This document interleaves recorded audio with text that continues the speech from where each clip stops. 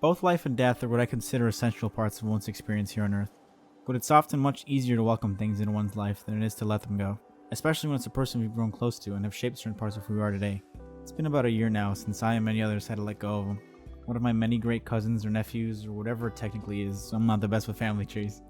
As tough as it has been to do many things this year, by far the most gruesome was not being able to help but think about how things I do by myself or with others could have been experiences to share with them. Although those thoughts will most likely never leave my conscious mind, it has been really helpful to think about what he meant to me and what he left behind.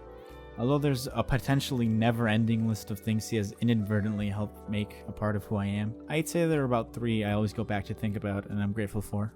The first was the love for sports he helped instill in me from really early on. From as far back as I can remember when thinking about him, he was always playing soccer and involved in the sport in some way or another. I remember there were days my family would go visit him and watch some of his matches and cheered him on before we'd then either go get something to eat or go back to his house to play. Watching him play made me want to take a crack at it, and soccer pretty much became my middle school experience all the way through.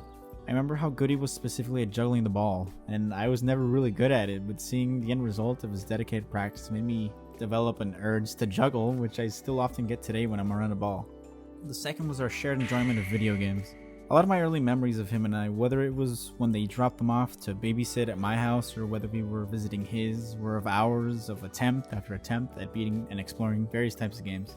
We'd go from things like classic Nintendo staples like Super Mario to games like Crash Bandicoot, Metal Gear Solid, and Medieval on the first PlayStation. I specifically remember that game because we'd always die of laughter at the fact that we thought the main character would beat people around him with a chicken wing because of the really low poly count of the old games, which upon recent replay actually turned out to be his arm. The one game that I can confidently say we both adored the most is Super Smash Bros. That game pretty much brought not just us two, but the whole young generation together at family gatherings and at holidays. It essentially became an impromptu tradition anytime we'd get together to put on Smash, and we'd gladly have like 5 to 10 kids on rotation playing for whole days even.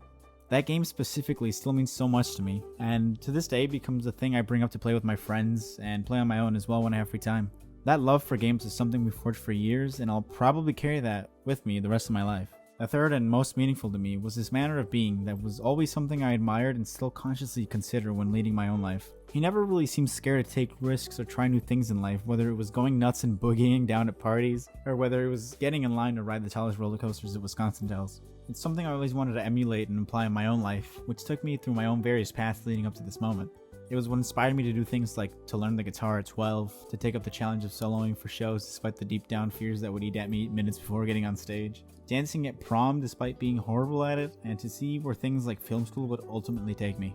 His way of seemingly jumping into things without fear is something I constantly think about, and will live on in my own mind forever as I continue to live and make decisions. Although he might not physically be here anymore, I believe he'll live on through the valuable memories and lessons we've shared through the years, and will never truly be gone from my mind or heart, nor from the ones that have had the fortune of meeting him. I may never know where people go after they leave his life, but I know for a fact that wherever he's at now, he's for sure trying whatever new thrilling thing is around, without a second thought or a fear in his mind.